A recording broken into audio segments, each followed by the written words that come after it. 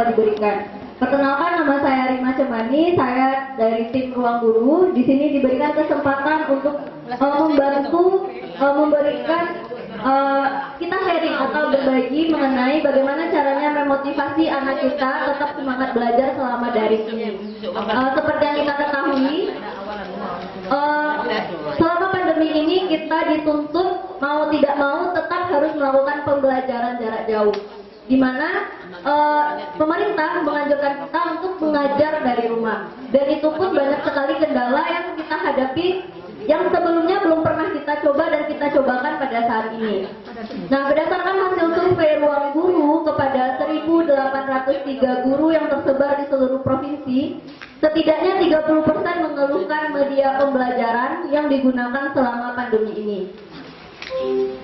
Nah, selama pembelajaran jarak jauh ini banyak sekali tantangan, salah satunya yaitu tantangan media pembelajaran, dan ini pun juga dirasakan oleh Bapak Ibu orang tua siswa di rumah. Yang pertama, selama pandemi ini kurang memberikan media pembelajaran saat pandemi ini kurang memberikan interaksi antara guru dengan siswa.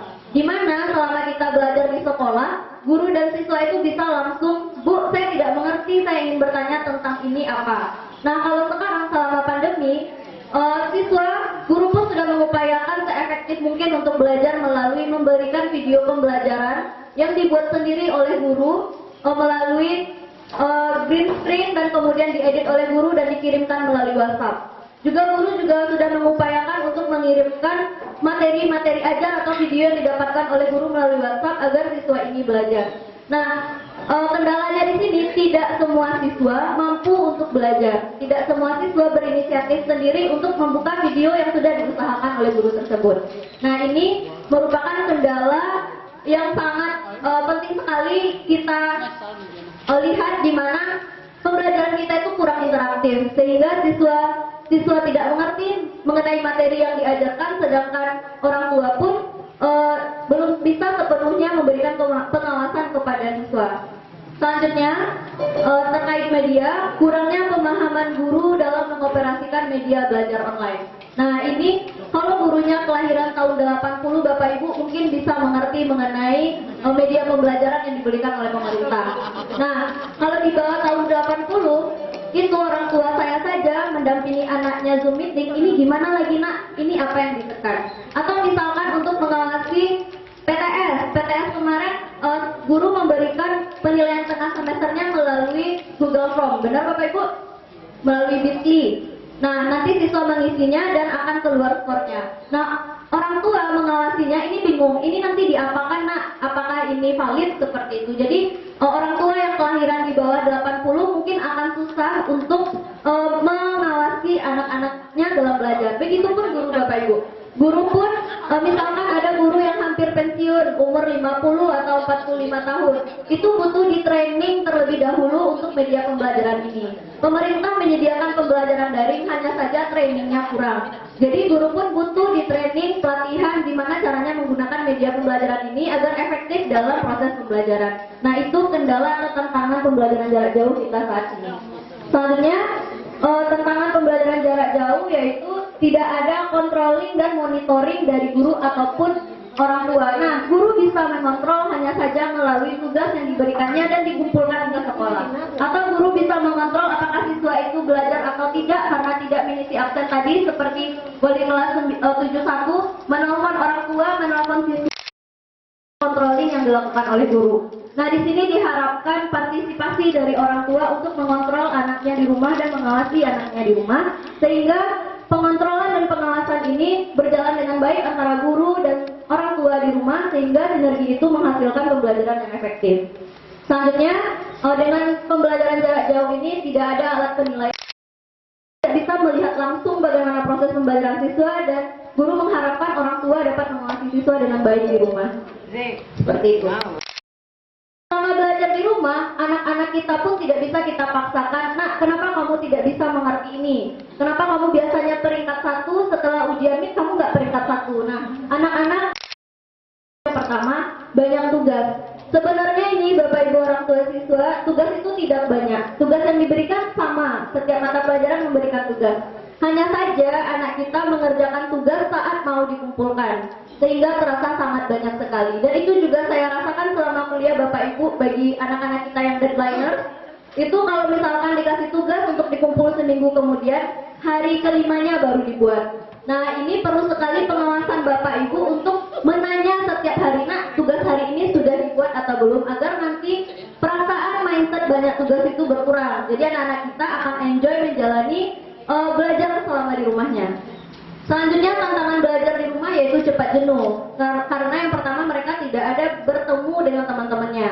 Yang ditemukannya hanya melalui WhatsApp. Bahkan mungkin yang kelas 7 belum kenal siapa teman sekelasnya karena hanya via WhatsApp aja atau via daring aja belajar Zoom-nya. Jadi mereka jenuh karena hanya untuk sekolah hanya belajar, bukan untuk bertemu dengan teman-teman, karena sosialisasi ini juga penting seperti itu. Jadi di sini Bapak Ibu juga perlu memberikan bantuan agar anak-anak kita di rumah tidak merasa jenuh dalam belajar, yaitu dengan memberikan waktu mereka untuk bermain juga. Selanjutnya tantangan belajar anak di rumah suka main game atau HP. Nah, ini sering orang tua siswa keluhkan, Kak, Rima, saya juga nih mau pakai ruang guru. Hanya saja anak saya kalau dikasih HP dia main Free Fire, dia main PUBG. Jadi apakah dia bisa untuk belajar atau tidak? Nah, ini pentingnya pengawasan orang tua di rumah. Karena biasanya kalau orang tua Ima itu biasanya memberikan punishment dan reward kepada anak. Misalkan anak ini sudah mengerjakan tugasnya hari ini, maka kamu bisa main HP seperti itu. Jadi kamu boleh bermain HP selama 1 jam jika kamu sudah mengerjakan tugas ini. Nah, ini mungkin bisa diterapkan oleh Bapak Ibu semua di rumah agar anak kita juga belajar disiplin di rumah. Karena mengapa tidak hanya hal buruk dari pandemi ini yang kita dapatkan. Di pandemi ini kita juga mengajarkan anak kita untuk belajar mengatur waktunya sendiri.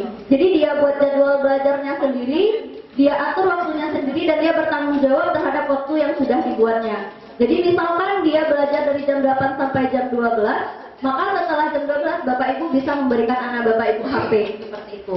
Jadi mengajarkannya untuk belajar bertanggung jawab.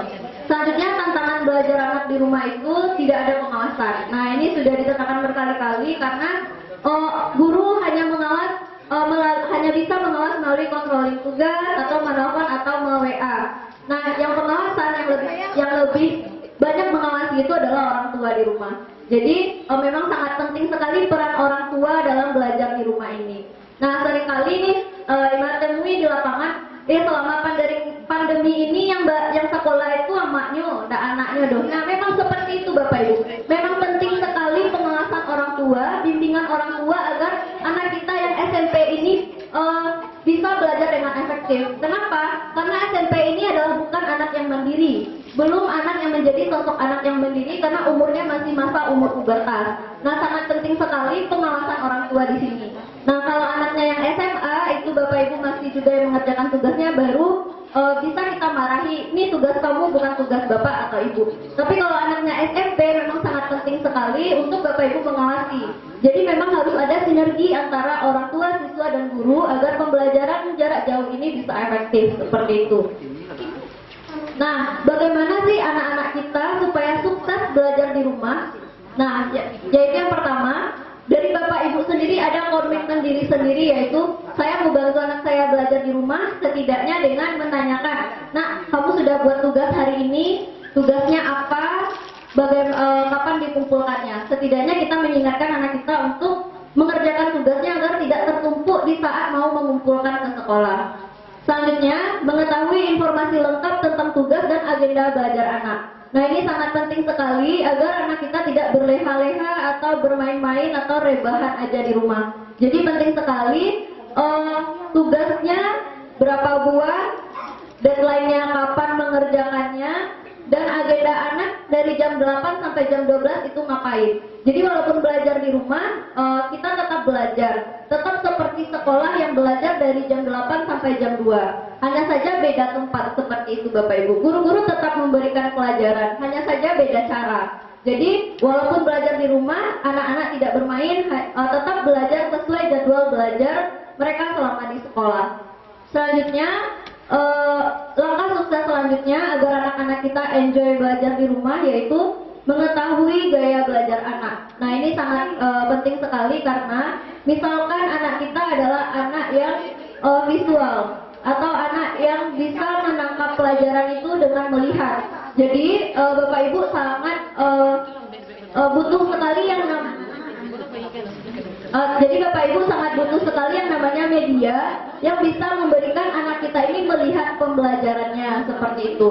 Atau ada anak kita yang bisanya dengan mendengar.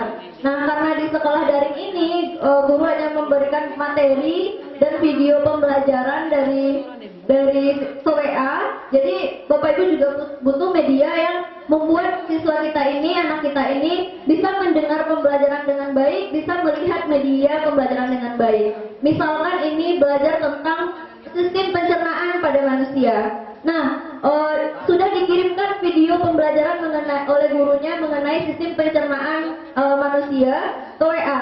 Namun hanya saja anak kita ini sering mengabaikan, nantilah yang saya kerjakan tugas aja di rumah, yang penting tugas ini siap. Nah, sebenarnya itu sangat salah sekali karena anak kita hanya mendapatkan nilai, bukan ilmu. Nah, jadi Bapak Ibu penting sekali untuk mengawasi anak kita apakah ada dibukanya video yang diberikan oleh guru ini atau tidak. Apakah ada yang dibukanya materi yang diberikan oleh guru ini atau tidak, agar materi itu tetap masuk ke kepala anak kita. Setidaknya 30% saja, alhamdulillah Bapak Ibu. Selanjutnya, membuat program semangat belajar di rumah. Nah, ini mungkin Bapak Ibu yang sibuk, misalkan pergi kantor atau ke sekolah, itu pulang sekolahnya jam 4, Bapak Ibu bisa mengontrolnya nanti sore. Jadi program semangat belajar ini bisa dengan memberikan tambahan belajar, tambahan media pembelajaran. Salah satunya yaitu ruang guru. Nah, seperti ini. Tadi tips sukses adalah mengetahui gaya belajar anak. Nah, di sebelah kiri ini ada gambar buku dengan latihan-latihan soal. Nah, textbook seperti ini biasanya membuat anak cepat jenuh. Jadi anak-anak yang visual mereka lebih suka menghayal atau menggambar. Jadi ada anak-anak kita yang suka mencoret-coret bukunya di bagian belakang. Nah, itu menunjukkan kalau anak kita itu cepat menangkap pelajaran dengan melihat gambar atau dengan diilustrasikan. Maka di ruang guru dapat dilihat plan pembelajarannya sudah diberikan secara kebutuhan anak-anak visual, yaitu misalkan ini ada soal segitiga sama sisi. Nah, menentukan sudutnya, ini ada gambar dan ilustrasinya. Nah, video pembelajaran seperti ini, bergerak seperti ini, visual seperti ini, diharapkan nanti anak kita yang visual dapat dengan cepat menangkap ilustrasi atau materi tentang pembelajaran tersebut. Selanjutnya, gaya belajar anak auditory. Misalkan nih, Bapak Ibu punya anak yang SD. Mereka bisa berhitung, bisa hafal kali-kali, tapi dengan cara bernyanyi. Misalkan 5 kali 6, 30, seperti itu. Jadi berarti anak Bapak Ibu cepat menangkap pelajaran dengan cara dibicarakan atau diutarakan. Jadi Bapak Ibu di rumah bisa nih membantu anak-anaknya yang SD. Misalkan kelas 3 SD itu wajib sekali hafal kali-kali karena tema 3-nya sudah belajar tentang pembagian dan perkalian.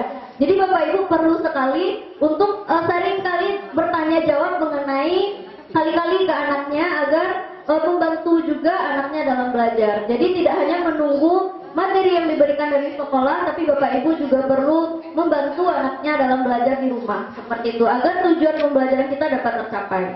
Nah, seperti ini, nah di aplikasi Ruang Guru untuk anaknya, misalkan ini ada 3 sampo, nanti akan ada intonasi suara di aplikasi Ruang Gurunya yang menekankan anaknya untuk cepat memahami pelajaran yang pembelajarannya itu auditory atau dengan cara mendengarkan. Selanjutnya gaya belajar kinestetik. Nah, anak belajar kinestetik itu lasak Bapak Ibu. Misalkan nih, anaknya suka bongkar-bongkar sepeda, misalkan dibeli sepeda, anaknya suka bongkar-bongkar nanti dipasang lagi. Berarti itu gaya belajar anak Bapak Ibu kinestetik atau sukanya praktek. Nah, kalau anak-anak seperti itu nanti mungkin Bapak Ibu bisa mengarahkan ke jurusan yang teknik besok atau misalkan ke jurusan yang membutuhkan mereka untuk praktek. Nah, jadi dari sekarang perlu sekali pengawasan Bapak Ibu untuk mengarahkan anaknya besok bagusnya ambil apa sesuai dengan kebutuhan anak Bapak Ibu sendiri seperti itu. Jadi misalkan kalau gaya belajar kinestetik ini, anak cenderung cepat bosan jika belajar hanya duduk saja. Nah, jadi kalau misalkan anak Bapak Ibu belajar pindah-pindah tempat, nah jangan dibilang laksa bana. Nah, biarkan yang penting tugasnya selesai. Jadi dia kadang merasa bosan nih, duduk di kamar, terus pindah ke meja makan, terus pindah lagi nanti ke teras. Nah, itu gaya anak belajar yang cepat cepat bosan atau kinestetik. Jadi orang tua di rumah diharapkan bisa memahami hal tersebut dengan cara memantau apakah dia pindah-pindah tempat itu ada dikerjakan tugasnya atau tidak. Dia kalau misalkan tidak, boleh kita marahi, boleh kita tegur, tapi kalau dikerjakan tugasnya dengan cara dia berpindah-pindah tempat, ya biarkan saja, yang penting tugasnya selesai. Selanjutnya, anak kinestetik itu lebih senang praktik secara langsung. Seperti tadi dibongkarnya sepedanya terus dipasangnya lagi, ternyata ada yang rusak. Jadi nanti Bapak Ibu juga bisa lihat bisa juga lihat tentang bakat anak di sana. Jadi memang anak-anak yang nanti ke depannya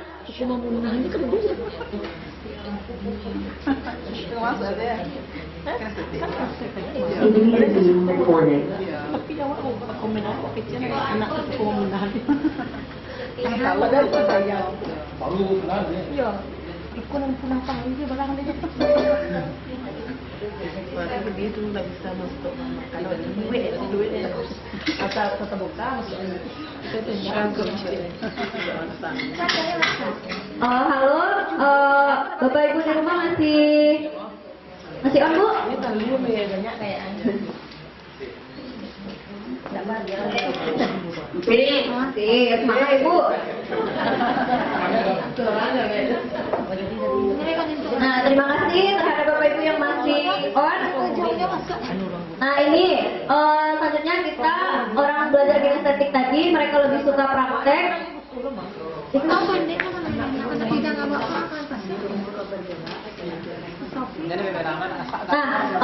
Lebih senang praktek secara langsung.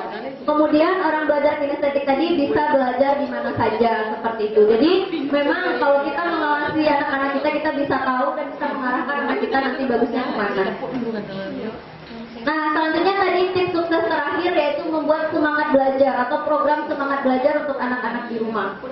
Nah, program semangat belajar ini Bapak Ibu bisa yang misalkan sibuk dari pagi kerja pulang sore, Bapak Ibu bisa menambahkan media pembelajaran yang interaktif yaitu aplikasi Ruang Guru.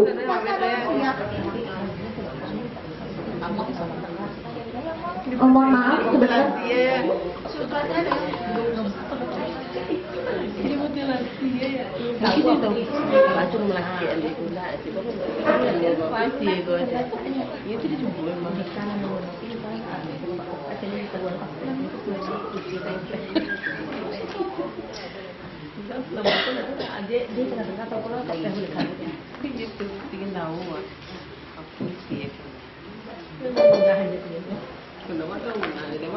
Mainan aku ada lah punya enggak deh.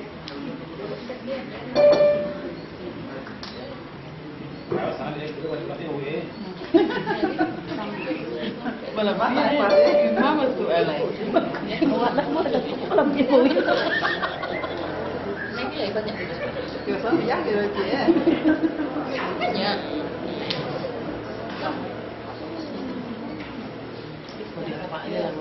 Membeli baju dan itu kan mereka kan dia balik nama gini kan mereka semua dia mana ada membeli itu sama kamu